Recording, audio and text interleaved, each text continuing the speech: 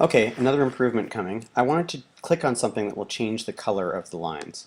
So the first thing I did is I moved this button here up here, and I'm going to have a new button here that somehow changes the color. And what I think I want to do is find a new image. Instead of a box or a circle, I was thinking maybe a rainbow. And I need to find a transparent image. So a transparent image is one that has nothing behind it. How do I describe that to you? Well, it's either the images either have white in the background or they're transparent. And if it has white in the background, it causes problems with this program because you'll end up with this white thing in the back. But hopefully we'll find one that is in fact transparent.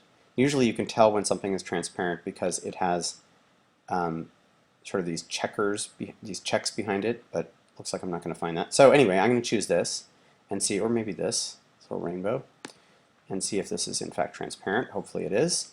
And now I'm going to go back to Snap, and I'm going to create a new sprite. So right now my sprite is called Sprite 2, but I'm going to call it Rainbow Button. And with costumes, I'm going to click on costumes, and I'm going to drag that image that I just got over to here. Notice that my image is pointing the wrong way, and it also is not transparent. See how it's not transparent? Because it's covering up the other button where it should just be white there.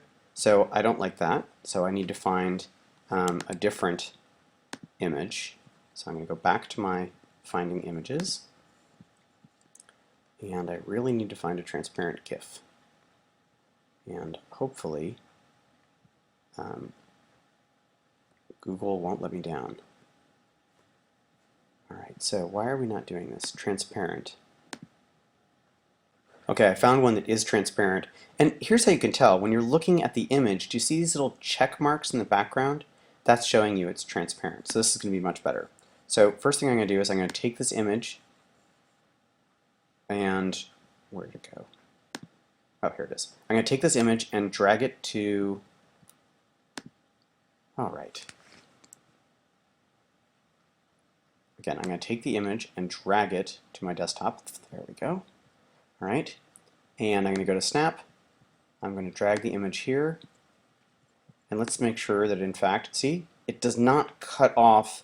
Yes, it goes over the buttons, but only where the rainbow is. Okay, good. Now, a couple other problems is that it's obviously oriented the wrong way. So I'm going to go to Motion, and I'm going to start rotating it.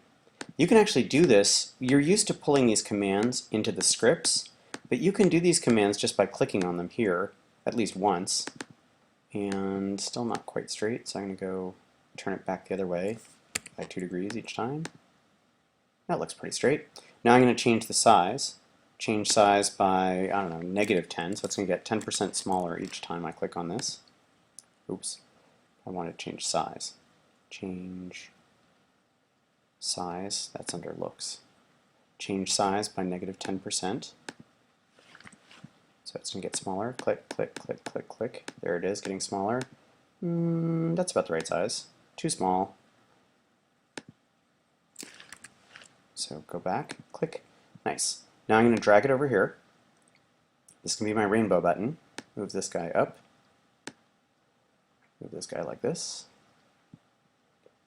And whenever I click on this guy, I want to change the color. Alright, so how am I going to do this?